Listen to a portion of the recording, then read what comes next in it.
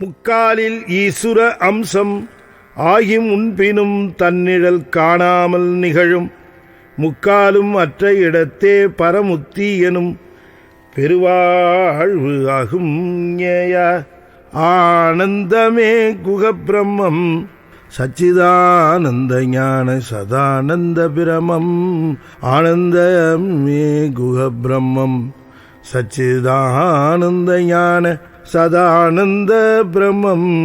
முக்கால் அளவிற்கு இந்த காற்றானது வெளியே சென்று கொண்டிருக்கிறது. அது மிக ஈனமாக மிக மிக ஈன நிலையிலே மிக மிக குறைந்த நிலையிலே அந்த காற்றானது வெளியே செல்லுகிறதா இல்லையா என்று தெரியாத அளவிற்கு முக்கால் அங்குலத்திற்கு அது சன்னமாக செல்லுகிற பொழுது இந்த மனமானது முழுவதுமாக விடைபெற்று செல்லுகிற நேரமாக விளங்குகிறது. அப்பொழுது ஆன்மா ஈஸ்வர அம்சத்தோடு விளங்கி தன் உடம்பின் நிழல் முன்னும் விழாமல் பின்னும் விழாமல் உடம்பிற்குள்ளேயே ஒடுங்குமாறு அவர்கள் நிற்பார்கள் என்று குறிப்பிடுகின்றார். இனி அந்த முக்கால் அளவும் வெளியேறுவது பூரணமாக நின்று போய்விட்டாலோ அவர்களே முத்தி என்கின்ற பெருவாழ்வை பெற்றவர்களாக விளங்குகின்றார்கள் என்று அந்த நிலையிலே மனம் முழுவதும் அற்ற நிலை.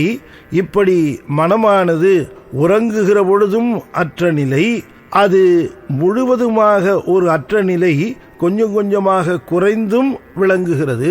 இருவேறு நிலைகளிலே மனம் இல்லை. அது கீழ்நிலையிலே மனம் இல்லை, அது மேல்நிலையிலே மனம் இல்லை. கீழ்நிலையிலே மனம் இல்லாத நிலையிலே 75 அங்குல காற்று, கீழ்நிலையிலே மனம் இல்லாத நிலையிலே 75 அங்குல காற்று வெளியேறி கொண்டிருந்தது.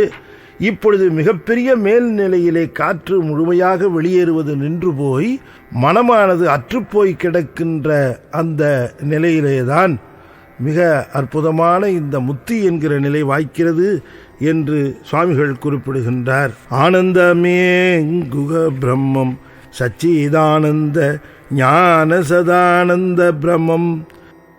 முக்காலில் ஈசுர அமிசம் ஆகி முன்பினும் தன்னிழல் காணாமல் நிகழும் முக்காலும் அற்ற இடத்தே பரமுத்தி எனும் பெரு வாழ்வகு நேயானந்தமே